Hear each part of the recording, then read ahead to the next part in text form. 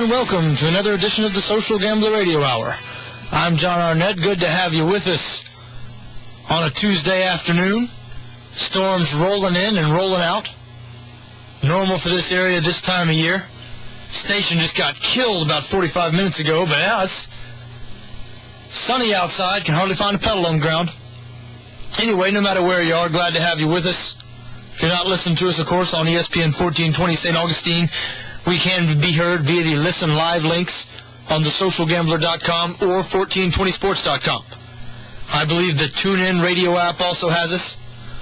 So no excuse not to be joining us here at 4 o'clock for the Social Gambler Radio Hour. Plenty to talk about today. A lot going on in the sports world. 794-9001, the number if you'd like to join the show. 794-9001. Of course, we are brought to you by thesocialgambler.com, your leader in free sports picks, news, and reviews. Looked on the Social Gambler before I came into the show today. Noticed it was especially busy, an especially busy day. Putting up all kinds of previews. Individual NFL team previews. The type of things I like reading. And isn't it outstanding? NFL football is back. One preseason game out of the way. Thursday, day after tomorrow, I believe there's 6 on tap. Yeah, I know it's only the preseason, but when I start reading NFL team previews like are on the Social Gambler and seeing preseason football games, we're a month away now. And I'm sure most of you listening are as excited or eager as I am for football season. You know, football season is over was the first line of writer Hunter S. Thompson's suicide note. He started his suicide note, football season is over.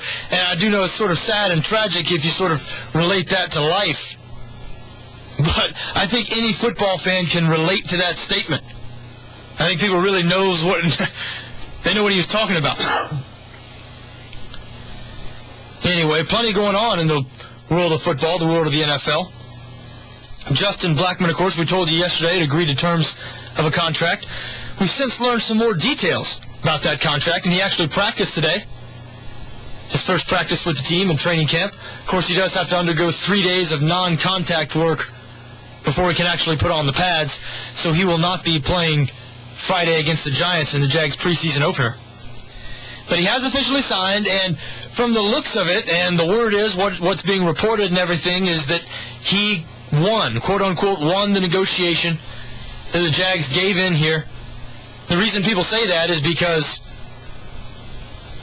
the thought was that the disagreement between Blackmon and the Jaguars was over the amount of guaranteed money he was going to get. He was the last remaining unsigned first-round pick.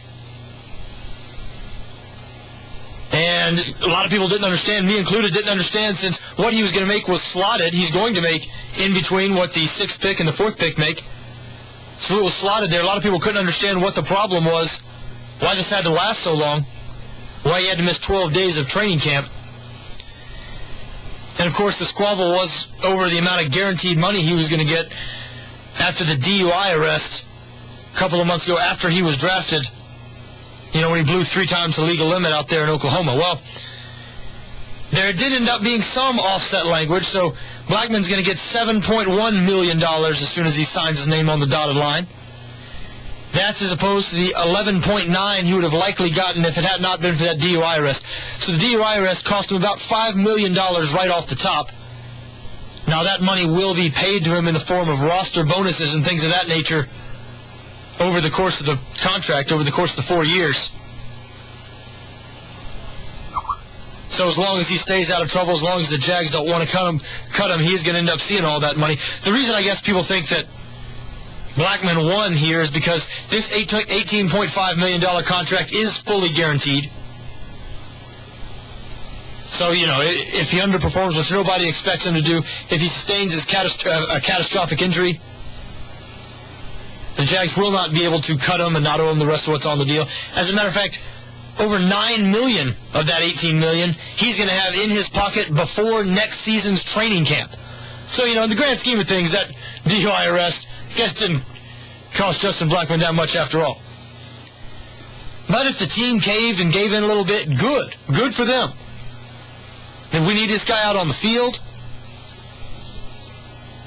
catching passes. Everybody knows, reports are not glowing as far as the passing offense coming out of this first week of training camp. We'll get to see more firsthand Friday against the Giants. I will see firsthand, up close and personal. Just secured my tickets to the game yesterday. So any of those of you who are going, I'll be sweating it out right along with you. Sure, it'll be fairly muggy. That's when you cross muggy and humid, Pete. You get mugged. Yeah. Right. Anyway, Jags are a 2.5-point favorite in that game. So need to be reminded that it's preseason. If you look at the line, you will be reminded that it's preseason. Jags a 2.5-point favorite. Of course, this were a regular season game. What do you think? Giants by 6.5? If this were week 1 of the season, Giants on the road in Jacksonville, I say Giants by 6.5. Maybe I'm giving the Jags too much credit. Maybe it would break the 7-point barrier, get up there into the 7.5. I don't think they'd be favored by much more than about 7.5. But anyway, Jags are a 2.5-point favorite. And we spoke a little last week about preseason betting. If you do feel the need to sort of dip your toe in the water, bet a little preseason football. A couple of things you might want to keep in mind are motivation. Is a team trying to win the games? Because some teams, quite frankly, aren't. They aren't trying to win, don't care about winning in the preseason. So so you have to look at motivation, you have to look at quarterback rotations. I'm sorry, I just got sidetracked here. Pete, did you know there was this software? Did you know this is available? Did you know you can put this software in where someone from somewhere else can actually completely take over your computer? I mean, I'm talking about can like move the mouse for you. Like you can be staring at your computer and that person can be moving the mouse. They can access anything on your computer. That software exists. And there is one person in the world who has access to my laptop in that way. Your wife. No, not my wife. You think I'd give my wife access to my laptop? What do I look like? Well, I would hope not. What do I look like? I mean, I might be stupid, but I haven't reached that level of stupidity. God almighty. Should find your account on Ashley Madison. Ashley Madison. Pete loves bringing up Ashley Madison. I planted the seed of an idea in his head. I just pop it into the conversation at least once a week now. I just like to do that. I think I put the idea in his head because I said it is true. What's to stop single men from just going on there, claiming they're married? Because if you don't know this, Ashley Madison, we've talked about it a couple times here on the show. It has nothing to do with sports, but this is a site that their slogan is "Life is short, have an affair." The site is for married people to sign up and arrange discreet affairs with other married people. I think that's the premise of the site. They advertise in major publications, men magazines, and so forth. Anyway, Pete, this whole thing's taking a life of its own now. Because I told Pete, I said, what's to stop a single guy from just saying, yeah, I'm married, and meet up with some girl, no questions asked. That's what a lot of guys are looking for anyway. And ever since then, you could see the gears starting to turn in Pete's head. Because of the absence of hair, you can sort of get a better view of those gears than you can in most people. You can see them right through the scalp. That's right, the bulging vein a little bit. And so now he sort of mentions Ashley Madison with a twinkle in his eye. You would think they were a sponsor of the show as much. Yeah, they should sponsor the show. They should sponsor the show. You need to get on that, John. Yeah, exactly. And funny, with this talk about Ashley Madison, first off, my wife does not listen to the show anyway. So it's not like I'm concerned about that. She always tells me she gets enough of me anyway. She does not care about hearing me for an hour talk about sports. She's heard it all before. But on the off chance she would be listening to the show, if one of the brutal FM stations she's listened to is on commercial break and she changes over to the show, she's probably thinking all this talk about Ashley Madison, maybe she should confiscate my computer and search through it. But she knows full well that, I'm no technological wizard. I am not one of these people who knows the ins and outs of computers, things of that nature. So I would not be able to hide anything well enough, or I would be worried that, let's just say that in the past, there has been incidents possibly or experience with, these things. When you think you've erased, say, history of computer, Pete, that's not true. Right, no. Just because you erase that history, that does not mean it's erased. And it can be found. Yeah, exactly. It can be found by people who know more about this than I do, over my head and that type of thing. But Anyway, she also knows I'd be much more slick than to use my computer. I mean, come on, you can get one of these phony credit cards at Walmart. You can go to a Kinko's. You can set this whole thing up. You seem to know a lot about that. Oh, yes, Pete. The ins and outs and the outs and ins. Yeah. What's your fake name? How many aliases you got, John? Right, it's always Hispanic names. Ladies love Hispanic names, right, when they're looking for, for some mischief. Right, something like, exactly. Something like, they also love alliteration, so 2 R's would work. Yes. Anyway, so single ladies out there. Or non-single ladies. Oh, yeah, non-single ladies, I guess. Ashley Madison subscribers.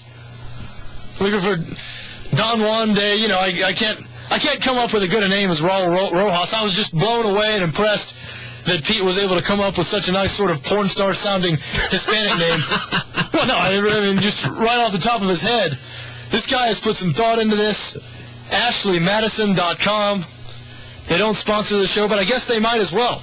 We need to ask them for a check. They owe us some back pay here on The Social Gambler. No kidding. I'm sure they're making plenty of money. Sounds like a foolproof idea. Now, what were we talking about 5 minutes ago? Someone taking over your computer. There's somebody taking over your computer, and they're moving your mouse. That exact thing happened. So there's software, someone can take over your computer and move your mouse around. So here I am doing the show. I've got the computer in front of me in case I forget something or need to, quote somebody saying something or anything like that. And anyway, I was just, I was stopped in my tracks in the middle of what I was saying. I think I was talking about the fact that I was going to be attending this Friday's Jaguar-Giants game because I was frozen. Somebody just took over my computer. Like, things started moving itself. Now, you know this person, right? I do, yeah, I do, sure. I guess you know somebody really well if they have access to your computer, don't you? I hope so. I really do. He knows probably enough about computers he could tap into my checking account, so the $43.78 that is most likely in there is at risk, boy. I think he's good at hiding stuff from his wife. He's logging on to those sites from your computer. You might be right. You know what? And actually, that gives me some foolproof excuse if there's ever any sort of mischief or anything. I could say, well, babe, you know that I'm not the only one who has access to this computer. I mean, we could be sleeping. Somebody could be doing something with this. Anyway, I'm not too worried. Like I said, my checking account and my credit cards. Hey, whenever people, say, well, you're not supposed to use your number here and there, somebody gets your number, I say, ha, ha, ha, ha, ha, let them. Oh, yes, going to try to make that $600 purchase at Target? Declined. Stealing my information is a come down. I mean, you're going broker than you were before if you're trying to open anything in my name. That's right. These people, all right. They think they got away with something. It's got to be even more embarrassing to get declined on a stolen credit card because you think, I'm almost there. I'm really sort of outsmarting things here. Then you're like, what is going on here? What is happening to my life when you're stealing credit cards that are declined?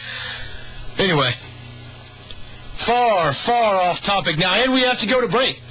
So if you tuned in for some sports talk, you're going to have to wait a couple of minutes. We'll be right back on the other side with some sports talk, I promise you. 794-9001 if you'd like to get in. I'm John Arnette, and this is the Social Gambler Radio Hour.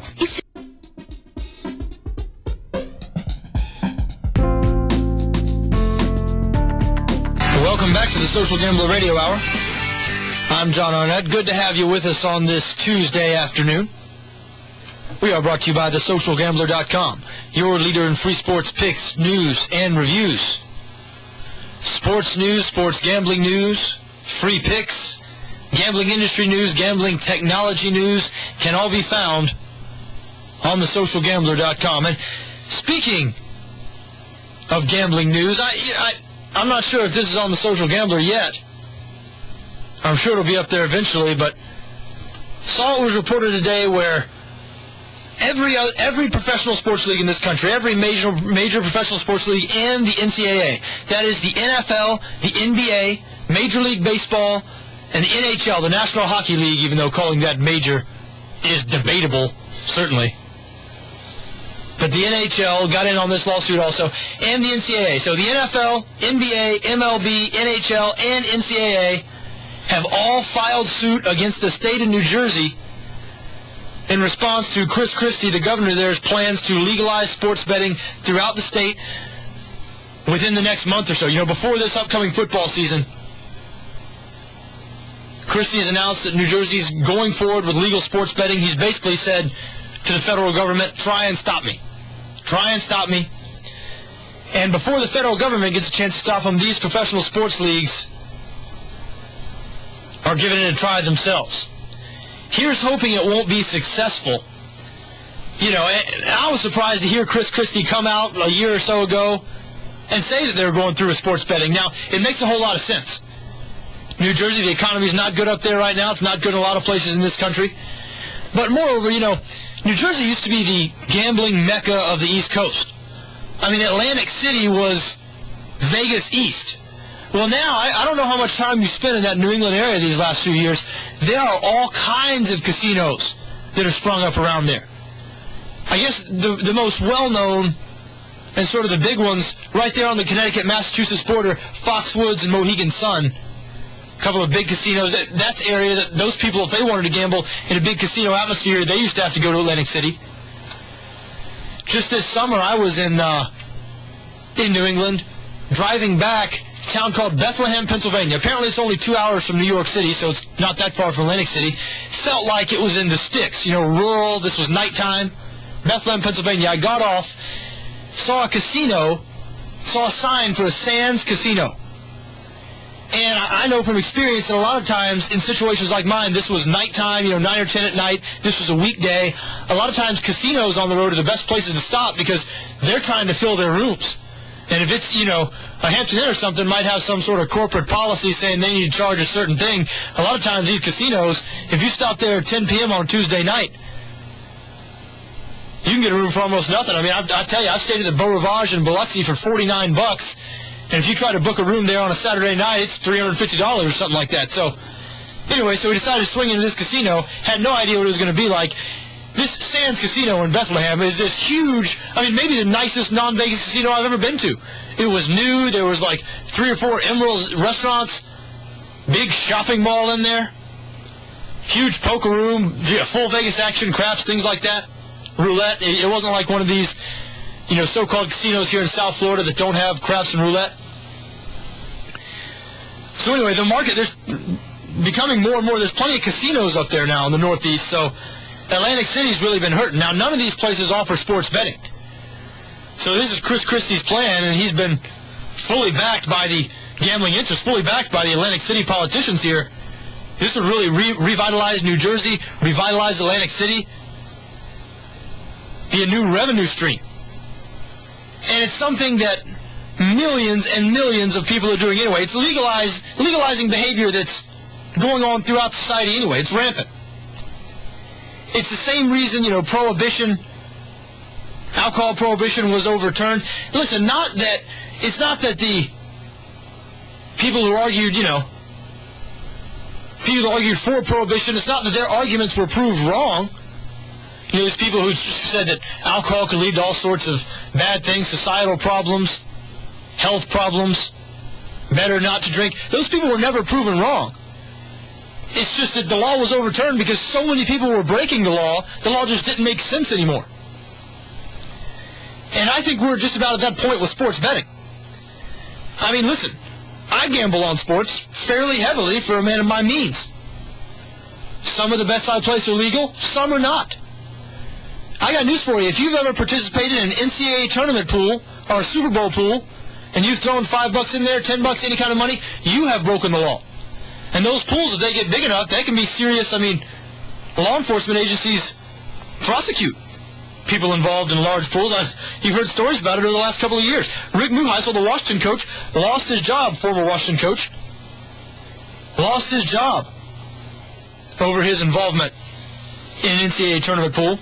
And when large segments of society who are not criminals, otherwise, are criminalized, then it's the laws that are the problem here. Okay? Listen, I love this country. Born and raised in this country, wouldn't want to live anywhere else. However, are you aware that in this country, we lock up a higher percentage of our population than any country in the world? That is not something to be proud of. Right, you think of all these dictatorships or whatnot around the world, these governments that we might deem, if not evil, at least oppressive. No country in the world locks up as high a percentage of their citizens as we do here in the United States. And while obviously there's not a whole lot of people, if you look at the percentages of people being locked up for sports gambling specifically, it's probably not a large percentage in comparison to every other crime. But, it's not working. We lock up all these people. We still have a violent crime problem in this country. A murder rate, I believe, second highest in the world or something like that. Anyway, get a little off base here, but sports betting is a prime example of the law being the problem. I am not a criminal. My friends who bet on sports, they are not criminals. If the law says we're criminals, then the law is the problem. We are not the problem. And people are recognizing that slowly. Gambling in general the legalization of it has really been picking up steam here the last few years. I mean, if you live in Florida, you know full well we have these poker rooms now. I remember a few years ago, down here at the Bayard Poker Room, it was $2 poker. That's all they allowed. Now you go in there, I mean, they got whatever you want. 5, 10, no limit. People peeling off hundreds, walking out of there with $5,000, $10,000 a night. Happens every night up there. So it's moving in that direction. I think people are sort of waking up and seeing that these behaviors, that number one, they could be revenue streams. At times when governments all over this country, both at the municipal level, the state level, the federal level, everyone could use the money. Everyone needs a fresh revenue stream. And also, again, there's something to be said for when you're turning your society into criminals based on your laws. You're making someone criminal. It's like someone saying, it's like coming up with a law saying you can be prosecuted and put in jail if you drive a car that burns gas. Now, I'm sure some environmentalist living in a tree in Northern California probably thinks that's an outstanding idea. What that would do is that would make everybody, me and you and everybody else who owns a car, criminals. So that law would be ridiculous because we're not criminals. Feel the same way about sports betting laws in this country, and most of this country. Obviously, it's not that way in Nevada. Chris Christie, governor of New Jersey, is trying to make it not that way in New Jersey, but as I said, sued by the 4 major professional sports leagues in this country and the NCAA today. Lawsuit was filed in a federal court in Trenton, New Jersey. Remains to be seen what's going to come of it. Obviously, Christie knew this was going to happen. The talk was that he wanted this to happen because if he would have gone the different route with all the bureaucracy and things of that nature, if he hadn't just proclaimed it legal and had been sued, this thing would have taken several years, and Christie wants this thing to happen right now. So he figures, might as well get it up in front of a judge right now and see what happens. Here's hoping some judge will wake up, rule in favor of the state of New Jersey here, rule in favor of states' rights, and give the citizenry what they want. I mean, this was put to a vote. This is not something anybody's cramming down their throats. The electorate wants this to happen. So let's make it happen. We'll be following that situation closely here on the program. Anyway, I do want to get back to NFL football. We're not talking about the NFL suing somebody, but the actual action on the field. As we said in the last segment, Jaguars open their preseason this Friday at home against the New York Giants. Jags are 2.5-point favorites. Motivation and quarterback rotation. I think that's what I was talking about when we got cut off there in the last segment, Pete. Got off on a little bit of a tangent, but teams like the Jags with the new coaching staff, a lot of times it's more important to these teams to win preseason games. You can bet Mike Mularkey knows that they might not be winning a whole lot of games this regular season. I'm sure he wants to get some positivity going, create a winning atmosphere, get the fans a little excited, and beating the defending Super Bowl champion at home, I believe, is going to be more important to the Jaguars, to Mike Mularkey, than it is going to be to the Giants, winning that game. Probably why the Jags are a 2.5-point favorite. Now, in not so good news for the Jaguars, of course, the great news of the day, if you missed it, Justin Blackmon is officially signed. He practiced today. So Justin Blackmon, an official member of the Jacksonville Jaguars. The not as great news, Austin Lane, who a lot of people think might start at left defensive end. He is out 3 weeks with a sprained foot, so He'll be missing a good chunk of the preseason. Got to give Andre Branch, their second-round pick out of Clemson, rookie pass rusher, was known in college as sort of a pass rush guy. Probably needs to put on some weight to be able to hold up against the run in the NFL, but the Jags could use a pass rushing presence, no doubt about it. Andre Branch likely to get more time. He'll definitely get more time in these first couple of preseason games. And hey, this could be a situation he might take this opportunity and run with it. We shall see. Jeremy Mincy, of course, locked in to start at one of the defensive end positions. Mincy could really play either defensive end position. Austin Lane better suited to the left defensive end. Mincy, one of those all-around guys, can stop the run and the pass. Austin Lane cannot get after the quarterback. And for me to say this is bad news for the Jags, I mean, I guess it's bad news. Never good losing a player, but Austin Lane's certainly been a little bit of a disappointment in my mind. Frequently injured, doesn't make much of an impact when he's out there. Not that the expectation should be sky high for a mid-round pick out of Murray State, I believe is where he played college.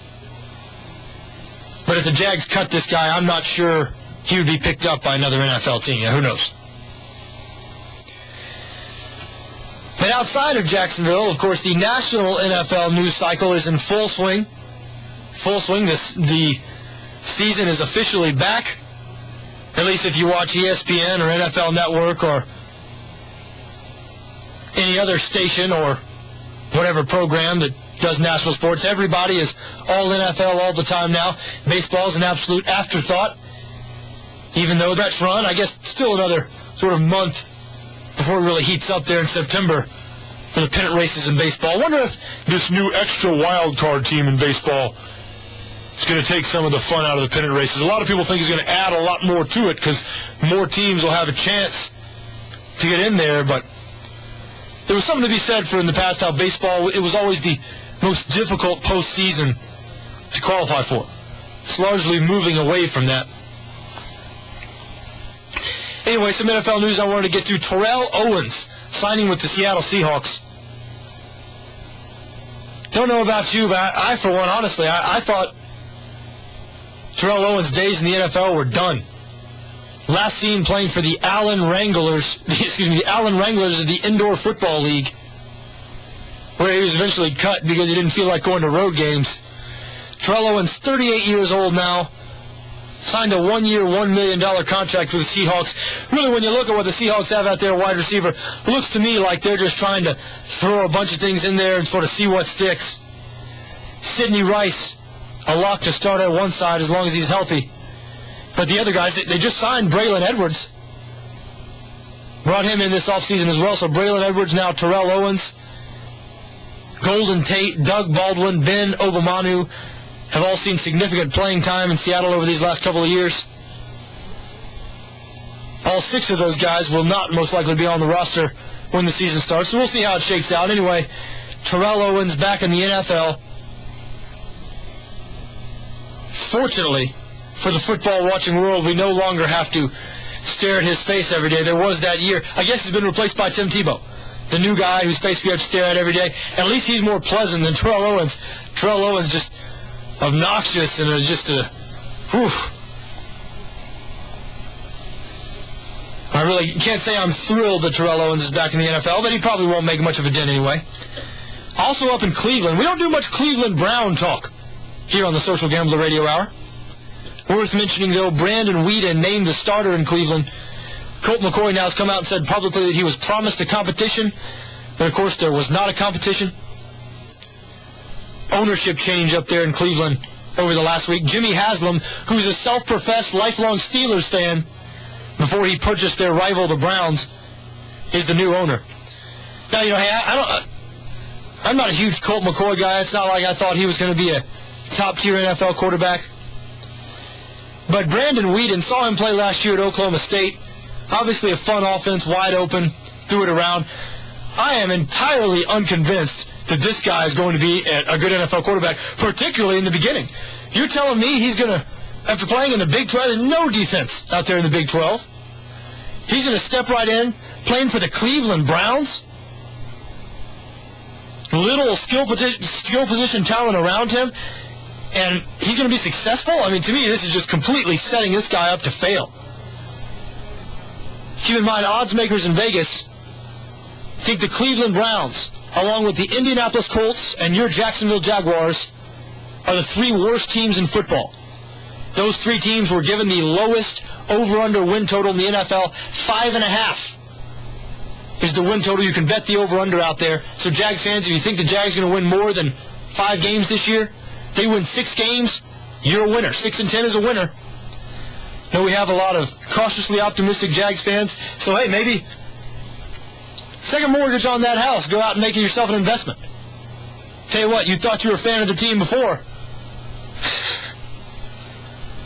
Never realized how important it could become to you. Anyway, we'll see how that shakes out there in Cleveland. Like I said, it sure looks like they're going to be bad this year. I can't imagine Brandon Weeden succeeding in this situation. And whatever happened to a competition throughout the NFL? Here in Jacksonville, I mean, we've talked about it. It's almost like all these coaches are scared of hurting quarterbacks' feelings. It's just like you have to declare a starter. I mean, the Browns haven't even played 1 preseason game. They can't have given these guys an actual competition. I understand that Brandon Weeden was drafted in the first round, but it's not like the Browns' hands are tied financially. They don't owe Brandon Weeden that much money. What was he picked? 21st or 22nd, somewhere in that neighborhood with a new collective bargaining agreement. Rookies don't get paid that much anyway. So their hands aren't tied financially. Weeden and Colt McCoy are about the same age. McCoy might even be a little younger. I think Weeden's 28. Of course, he had a career in minor league baseball before he played football at Oklahoma State. And maybe that's why they feel like they have to get him out there instantly. But if he's really the better man, why not let him prove he's the better man? The same thing I've said about the situation here in Jacksonville. Listen, if you don't think Gene Smith and not Mike Mularkey is dictating who's going to be the starting quarterback, you're kidding yourself. And I have proof.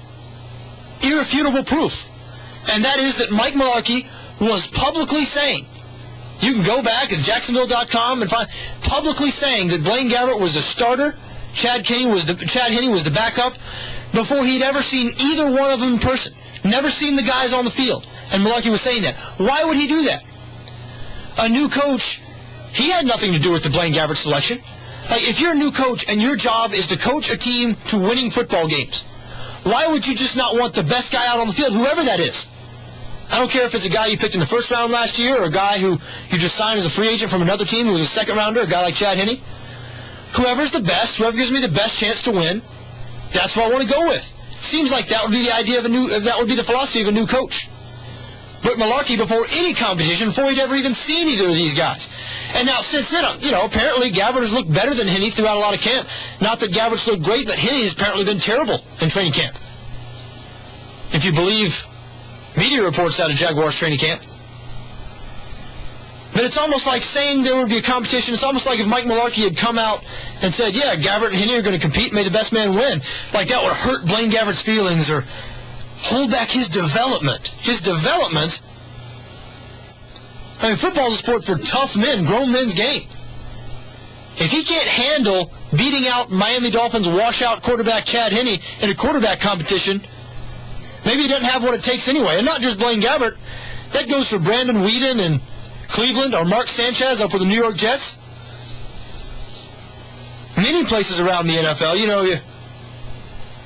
have, before any competition takes place, it's like coaches have to proclaim one guy the starter. Otherwise, there's disharmony on the team and might, hurt one guy's confidence. Hurt his confidence? Grow up, these guys are getting paid millions of dollars. They need to grow up. If they're that good, if they're that tough, they need to be good. Be that tough. If you're scared of competition in practice, I just don't understand it. And believe me, there is no competition here in Jacksonville. There won't be one in Cleveland. They've named Brandon Weeden the starter. Blaine Gabbert will start week 1 here in Jacksonville, no matter what happens in the preseason. Mike Mularkey proclaimed Blaine the starter before he'd ever seen him play a game. He did see him play a game, a horrible game at the end of last season. Mike Mularkey was standing on the other sidelines coaching. Remember that primetime game against the Falcons where the Jags were beat by 30 or whatever it was? You're telling me that game gave him the confidence that, he should be the starter? He's probably loving that game. Yeah. He was probably loving game planning some defense there in that game. Oh, well, yeah. Well, I mean, I'm not sure how involved Malarkey was in the defensive game planning. He was coaching the offense. But yeah, I'm sure he was enjoying seeing the Falcons get after him. Yes. Yeah, no doubt about it. No doubt about it. But, so we know. I mean, it's no secret. I mean, there is an agenda here. Blaine Gabbert is Gene Smith's guy. Because of that, he will start, regardless of what Malarkey feels. And maybe Malarkey feels he's the best man for the job and a future star. Who knows? But Malarkey is Gene Smith's friend. That's, of course, why he was hired so quickly by Gene Smith. And hopefully it all works out for the better. Really, I didn't even mean to take this to Blaine Gabbert. It seems like everything, ends up there. Was talking about Brandon Whedon. Got there talking about my dislike for coaches not wanting to have a quarterback competition. Coddling their quarterbacks, not wanting to hurt their feelings or damage their confidence by saying there's a competition. One guy who does it the right way? Speaking of, he just signed Terrell Owens. I'm not sure if that's doing it the right way. Pete Carroll out in Seattle. That guy promotes competition. They just gave a lot of money. I mean, not a whole bunch of money, but fairly good chunk of change to Matt Flynn, free agent they brought in. Tavares Jackson played some pretty good football for him last year. Not great football, but by Tavares Jackson standards, it was good. Best he's ever played, his career year. And they drafted a guy, Russell Wilson. Of course, spent most of his collegiate career at NC State. Finished out up there at Wisconsin. Wilson was a really good college quarterback. Shorter than conventional NFL quarterbacks. But he's been getting great reviews throughout Seahawks camp. And Carroll, he hadn't even named a starter. He says there's going to be competition. What's wrong with that? May the best man win.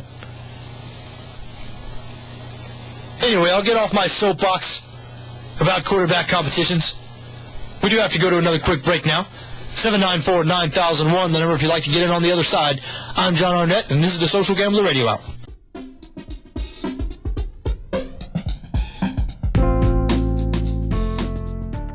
Welcome back to the Social Gambler Radio Hour. I'm John Arnette. Good to have you with us on this Tuesday afternoon.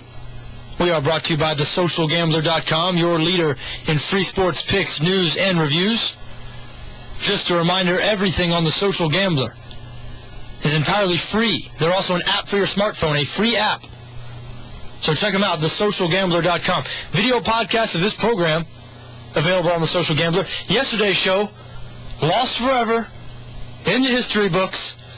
You might remember, you probably don't remember, unless you were tuning in right at the beginning of the show, but there were some issues with me and the webcam. Technology and me don't get along that well all the time, so no video podcast of yesterday's show, but I think we'll probably put today's show up on there, barring some disaster. Anyway, 794-9001, the number if you'd like to join us here. Your calls are always welcome. 794-9001. Talking about NFL football before we left, and if you've watched any NFL coverage on ESPN or the NFL Network, one thing that has been absolutely inescapable has been the saga of the New York Jets. As the Jets' turn seems to be sort of the daily deal on ESPN, on the NFL Network, and we spent a lot of time on this show last football season talking about Tim Tebow, one of those quarterbacks up there in New York. Of course, Tebow has a lot of fans in this area. I'm one of them. I root for Tebow, root for him to succeed. Played his high school football here. College football, we all know, right down the road at Florida. Well, now that the NFL season is back, the Tim Tebow hate train has started up again. And really, the thing that makes this such a phenomenon, and whenever I hear people on media say, oh, why does everybody always talk about him? He's a backup quarterback. Why does everybody always talk about him? It's because there just is no other player. I just cannot remember any other instance in my life, in any sport, with any player, where you had a guy who has had so much success at every level, including the NFL. Like, as much as these, as much as the Boomer Esiasons and Merrill Hodges of the world want to act like he hasn't had any success in the NFL, he's had tremendous success at the NFL level. Took over a dead dog, last place team. They won the division, beat the number one ranked defense in the league in the playoffs, and he set records while doing that. Need I remind you, I've said this many times here on the show, but I feel it bears repeating because you never hear it. No, that was a record-setting passing performance in the playoffs. Last year in the playoffs against the Pittsburgh Steelers, Tim Tebow became the first quarterback in NFL history, not in a playoff game, in any NFL game, to ever complete 5 passes of 30 or more yards and 3 passes of 50 or more yards in the same game. That's never been done before. When you take into account the fact that was a playoff game against the number 1 defense in the league, you could objectively call that game the greatest downfield passing game in the history of the NFL. I'm not saying Tim Tebow is the greatest downfield passer in the history of the NFL. He's not. What I'm saying is, for a guy who's had so much success at every level, including the NFL, to have so much negatively said about him. I mean, not only that, the guy is off the field clean as can be. I mean, I guarantee you there are people digging through his trash trying to find something on this guy. This guy always says the right thing, seems to be a great teammate. Guys he play with end up liking him. Does a lot of things in the community. You know, I mean, this is a guy who does everything you want on and off the field, yet there are so many people who are so vociferous in their seeming hatred. There has to be some agenda here. Because some of this talk, this isn't the, like they talk about many other young quarterbacks, like, well, to see if he can prove himself or what. No, this is, they come right out and say, this guy can't play. They did it before last year. Did it before his rookie season. And before his rookie season, the longest stretch that I've gone without seeing Tim Tebow play football was at the end of the season there at Florida until he got a chance there the last 2 or 3 games of rookie season, when he came in there and played really well. Threw for over 300 yards one game at the end of his rookie season, comeback win against the Houston Texans. Almost, again, you know. And during that time, that was the longest stretch that I've gone since his freshman year at Florida of not seeing him play. You heard so much negative about him, so much this guy can't play, this guy can't throw, talking like the guy can't complete a 10-yard crossing route. I mean, they talk about it like he can't throw. I mean, I always say, I mean, compared to what some of these guys say, I mean, this guy's the most underrated passer in the league. I mean, he's certainly not Drew Brees, but he can complete passes. If guys are open, he can complete them. Which, when combined with his running, which is what makes him so good. But anyway, after going such a long time without seeing him play and hearing so much negative media, it was like, not that I had bought into the negative media, but I had forgotten. It was almost like hearing every day that, oh, he can't throw, it sort of infects your mind, and you start thinking, well, I know he can run, give him a chance. And then when they gave him a chance at the end of his rookie year, you're like, oh, yeah, this guy makes things happen. What are these guys talking about?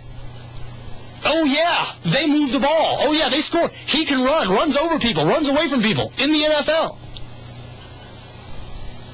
And it's like, you know, that dawned on me again, you know, after his rookie season. Yet then the offseason, the hate train started up again for last season. These guys, Merrill Hodge, I mean, you all know who they are. A lot of guys. Boomer Esiason was the latest. We'll get to what he said here in a second. But a lot of guys. That, well, he can't play quarterback. You remember last training camp, a year ago today? You remember all the talk was Tebow was the 4th best quarterback on the Broncos roster. Anonymous players telling the Denver press that there were 3 quarterbacks on the roster better than Tebow. Now, of course, we all know what happened. The team was 1-4 without him. Started winning when he came on, and there were no other additions, subtractions, except the team lost their best receiver, Brandon Lloyd.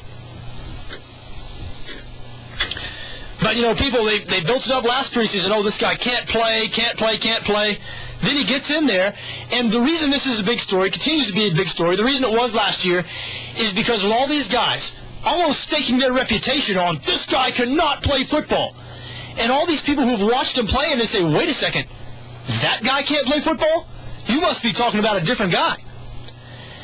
And so then, when he gets in last season, with all the 4th quarter heroics, the comeback wins, I mean, and there were some poor passing performances in there. The Denver Broncos were extremely conservative on offense, extremely conservative. Did not pass the ball much at all. They did let Tebow run, which is important if he's going to succeed.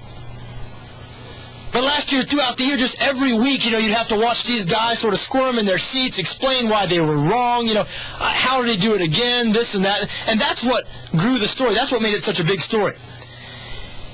And when people like Boomer Esiason come out and say things like they said yesterday, Boomer Esiason, who's a former quarterback, played for the Jets for a while, paid to be an analyst, when he comes out and says the Jets should cut Tim Tebow, that makes news. And, it's newsworthy because, again, what other young quarterback, let's say the guy's name wasn't Tim Tebow. Let's just say he was ex-quarterback who has had 2 years in the league, and he's done exactly what Tim Tebow's done. Last year, he was put in there at 1-4. They won the division, won the playoff game, lost next week to New England, same thing. Is Boomer Esiason saying the same thing about another guy? No, he's not. I mean, even if he doesn't think that said guy would be as good as Sanchez, he's saying, well, they got this. I mean, how often do people ever come out and say backup quarterback should be cut? When was the last time you ever heard anybody say a backup quarterback should be cut? So it's because he's Tim Tebow. I mean, Boomer Esiason, there's some other agenda here. Tebow responded today publicly. I mean, I just laughed. I mean, it's just, this guy's great. I mean, this guy says the right thing every time. I mean, it just almost rubs sand in the wounds of the people who dislike him and root for him to succeed. And when those people tell you they're not rooting for him to succeed, let me tell you what. Or when they try to tell you they're not rooting for him to fail, you know what a pack of lies that is. These people who make a living off of their reputation, make a living off of them being knowledgeable, them being informed. If they're wrong all the time, all of a sudden they look like idiots. For too long, they're out of a job. So these people who say he can't play, they want to be proven right. They want to be the I told you so. They want to be able to be out on TV and sort of give it that sort of look down and say, well, I don't want to say that I saw this coming, but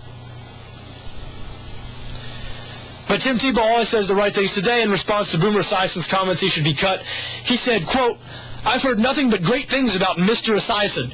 I wish him nothing but the best in his announcing. God bless him. End quote. Take that, Boomer Esiason. I wish him nothing but the best in his announcing. That's Tim Tebow's extremely friendly way of saying, yeah, Boomer Esiason, you are 100% irrelevant now. Go talk about me playing somewhere else. Tim Tebow would not come out and say that. I wish him nothing but the best in his announcing. God bless him. God bless you, Boomer Esiason. Just great stuff. Just funny. And, like I said, started up again this year, and they'll probably convince more people. These people will convince more people this guy can't play until the guy gets out on the field. It's almost like it offends people like Boomer Esiason, ex-quarterbacks. There's certain things that I'm sure Boomer Esiason think are critical in quarterbacking that Tim Tebow just cannot do nearly as well as Boomer Esiason. I mean, he has a long release, not pretty to look at, no question about it. People criticize his footwork. People criticize that certainly he's not as accurate as the most accurate guys in the league.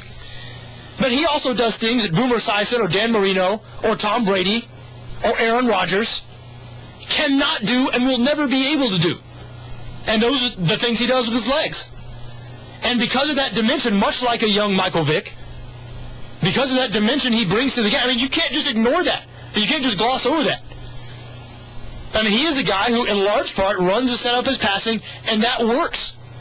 And I'm telling you, if Denver had unleashed him a little more last year and let him throw the ball a little more, if they weren't so conservative with some of their game plans, they might have even had more success.